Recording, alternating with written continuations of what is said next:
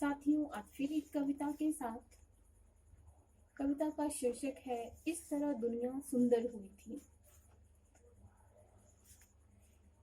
ये सविता सिंह की कविताएं हैं। मैं उनके काव्य संग्रह 50 कविताएं नई सदी के लिए चयन उससे आपको सुना रही हूँ।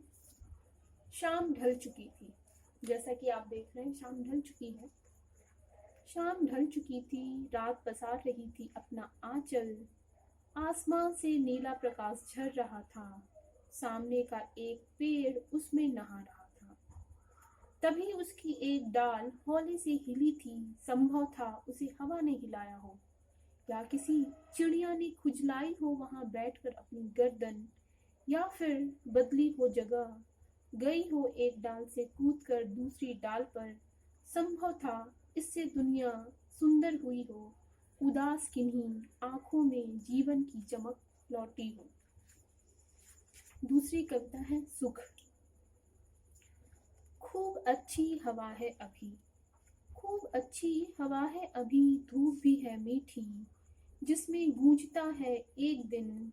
शांत दिखते हैं पहाड़, हृदय में बहती हैं नदियां, और कोई चला जाता है पार इस सुख के।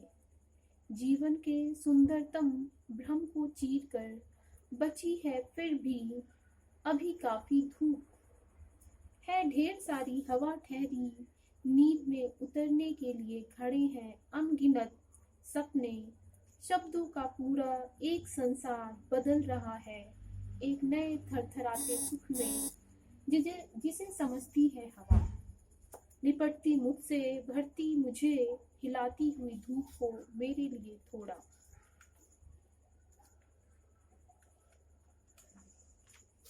एक बहुत अच्छी कविता है सविता सिंह की, और जो कि डीयू के सिलेबस में भी लगी हुई है। वहाँ पर थर्ड ईयर में वो कविता अस्मिता मूलक विमर्श में लगी हुई है, जिसे मैंने बहुत बार पढ़ाया भी है। कविता का शीर्षक है मैं किसकी औरत हूँ। मैं किसकी औरत हूँ, कौन है मेरा परमेश्वर।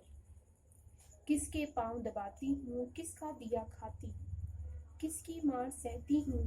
ऐसे ही थे सवाल उसके। बैठी थी जो मेरे सामने वाली सीट पर रेलगाड़ी में, मेरे साथ सफर करती। उम्र होगी कोई 70-75 साल। आंखें दस गई थी उसकी, मां शरीर से झूल रहा था। चेहरे पर थे दुख के पठार, थी अनेक फटकारों की खाइयां। सोचकर बहुत मैंने कहा उससे, मैं किसी की औरत नहीं हूँ, मैं अपनी औरत हूँ। अपना खाती हूँ, जब जी चाहता है तब खाती हूँ। मैं किसी की मार नहीं सहती, और मेरा परमेश्वर कोई नहीं। उसकी आंखों में भर आई एक असहज खामोशी। आह, कैसे कटेगा इस औरत का जीवन। संशय में पड़ गई वह, समझते हुए सभी कुछ। मैंने उसकी आंखों को अपने अकेलेपन के गर्भ से भरना चाहा, फिर हंसकर कहा, मेरा जीवन तुम्हारा ही जीवन है, मेरी यात्रा तुम्हारी ही यात्रा। लेकिन कुछ घटित हुआ जिसे तुम नहीं जानती। हम सब जानते हैं अब कि कोई किसी का नहीं होता। सब अपने होते हैं, अपने आप में लथपथ, अपने होने के हक से लकदक।